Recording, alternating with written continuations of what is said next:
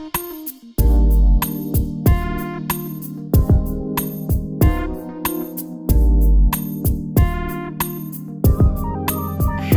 and welcome to Live in the Solution. I'm Mary Trimble and I'm here back in New York, finally, and over my jet lag, somewhat. Anyway, it's really good to be back and back in the groove, and you know, there's nothing like home, darling. There's no place like home, said Dorothy. Now, thank you guys, thank you. Look, if you haven't been here before, welcome, and I hope you stay and you keep coming back. And if you have been here before, welcome back. I love you guys. Thank you so much for all your likes, all your comments, all your best wishes for my mum. Thank you. She's doing as well as can be expected. She seems to be settling into her new home. So thank you all for those wishes. I really appreciate you. These readings are for, you can hear, the ice cream truck. These readings are for July the 30th through August the 5th. And this is Leo season. Happy birthday, Leo.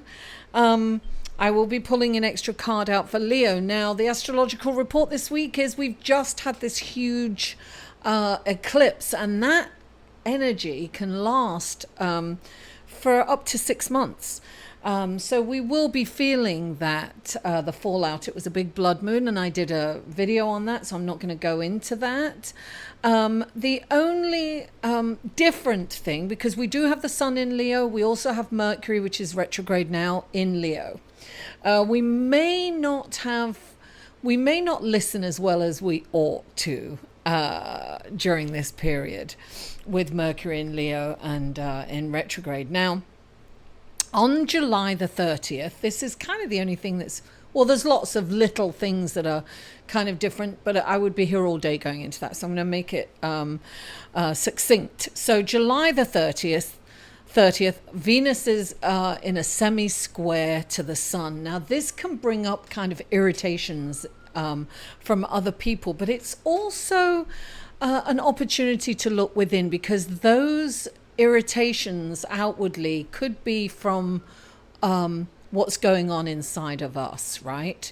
So it's an opportunity to look deeper at ourselves, to look inside and to see where what's affecting us internally.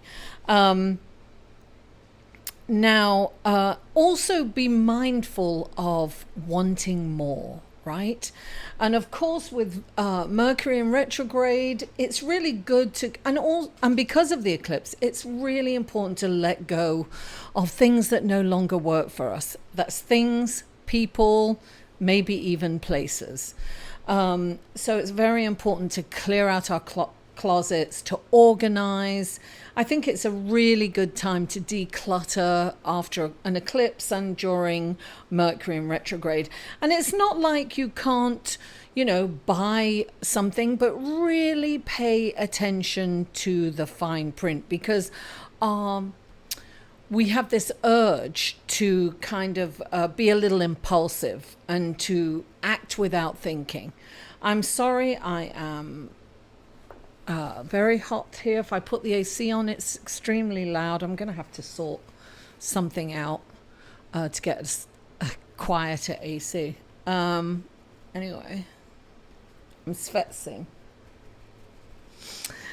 So, with that out of the way, let's go to, and I just want to quickly mention, even though it's the 6th and it's, I'll go into more detail next week about that, but Venus enters Libra. It's changing signs. It's going from Virgo into Libra, and it will be a little sigh of relief. Venus, she's much more comfortable in Libra than she is in Virgo.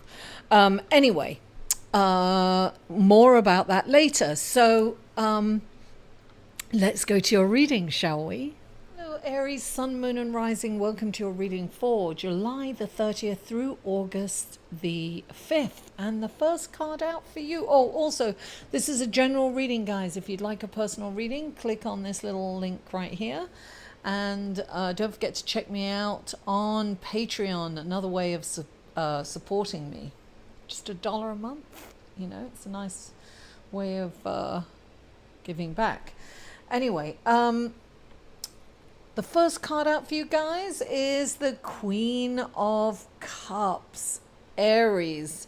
She is about confidence. I'm feeling that you are needing a boost in confidence. Do something that makes you feel amazing. Don't forget, you are amazing. You really are, and you have to acknowledge that. Bring that female power. Even if you're a male, get in touch with your femininity. Get in touch with that side, but be confident. Go forward with confidence. Look, she has it all, and also she's fire, darling. She's fire. She's passionate. She's creative. Get in touch with your creative side. Get in touch with your passion, but don't react in a way that is temper your emotions is what I'm getting from this. Temper your emotions. Try not to get angry and overreact this week. Well, I think that goes for all of us. We're all we all have that propensity to do that this week. Now, clarifying the Queen of Cups is the 8 of Air. So I'm feeling that you're in your head and you're thinking that you are trapped in a situation. And it's very frustrating for you. And this is what could make you kind of act out and be over emotional and overreactive. So I'm getting that you can be very over emotional, but and kind of overdoing helping people a lot, sometimes to the detriment of yourself. So you really do need to take care of yourself emotionally and physically, because sometimes we overdo, you can help someone, you can rush to the rescue, and you're always doing things for people. And it's fine to help people as long as you're taken care of first. So don't forget, take care of yourself first. And the 8 of Air is clarifying it. So you're feeling trapped. I feel that you've kind of been in a situation where you are looking after someone. Maybe a little too much, maybe a little codependently. And you're in a situation where you kind of feel trapped, that you don't feel you have a way out of this situation, and that you are beholden to helping this person. It is about tempering your emotions, but I feel that it's more than being angry. Like you could feel close to tears a lot because you are emotionally exhausted, is what I'm getting this week. And look, you've got the 4 of Cups. It's another emotional card where you're kind of stuck and thinking about something that hasn't worked out, which is, very 8 of Air, feeling, you're feeling trapped, right? The problem with the 4 of Cups is that, so you're off like dreaming about you're focused on what hasn't worked out. And you're not focused on what is working out. And in doing so, you are missing a wonderful gift. Now, you see that? He's got his eyes closed and he's not seeing that beautiful gift of a chalice from heaven. There is an opportunity coming to you, but if you don't have your eyes open and you don't have your wits about you, you're not going to see it. And look, this is saying the Wheel of Fortune is turning in your direction. Open your eyes, Aries. It's very important to pay attention. Now look at this. I see a beautiful heart at the top of that. This is the Wheel of Fortune turning in your direction. Aries, I'm so happy for you. But please open your eyes. Take your focus off what hasn't worked and see the possibilities. Because when you see the possibilities appear. Now, the next card that you have is the 8 of Pentacles. This is really about applying what knowledge you have already in a different way. This is about getting deeper and really honing your skills. It's, you know, this is the apprentice card. It's about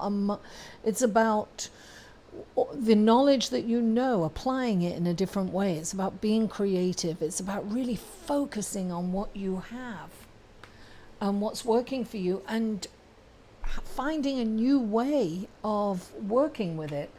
Now you have, clarifying it, is the Hierophant. It's about having faith, right? And this is 5. The Hierophant's about change. You definitely, you have to change the way things are going with you. You've got to change that, because it's, you know, how you've handled things in the past has not worked for you, Aries. So this is about really taking a change. So you've got the Hierophant, which is a 5, and this is all about having faith. It's all about turning to your belief system. It's about being spiritual, turning to a spiritual guide or a mentor, or getting with your tribe. I always say the Hierophant can be too, you know, whatever that is for you. And you've got the 5 of fire, right? 5 of Wands. It indicates, I'm feeling that it's an inner turmoil for you. This is like turmoil. It can be like bickering, it can be arguing, but I'm getting that this is an internal turmoil for you. Look, you have the Wheel of Fortune, Aries. Fortune is on your side. You have to come out of the clouds and really focus on what's important for you. It's letting go of what's not working for you anymore. Now, it can be a relationship, it can be a job. It doesn't mean go out and, you know, dump the person you're with or change jobs like that. But it is about focusing on the future and what is working, because, you know, if you're not focusing on what's working and where you're going, you're going to be held back and you're going to miss all the opportunities that are there for you, Aries. So it's very important. Open your eyes. Stop focusing on what's not working. Move forward and really, you know, I mean, I'm just going to say, get spiritually based, you know. Go back to your belief systems. Really rely on source energy. Yeah, meditate. Aries, thank you so much for tuning in and watching my video. Thank you for, please don't forget to share, please don't forget to like it, share it on your social media, comment, I love comments, and subscribe if you haven't already. Mwah! I love you all, and I'll see you next week. Oh, the babies, look at them. How old do you think they are, Kathleen? For a personal reading, please go to www.liveinthesolution.com. They're at the ugly duckling stage. Maybe 4 weeks.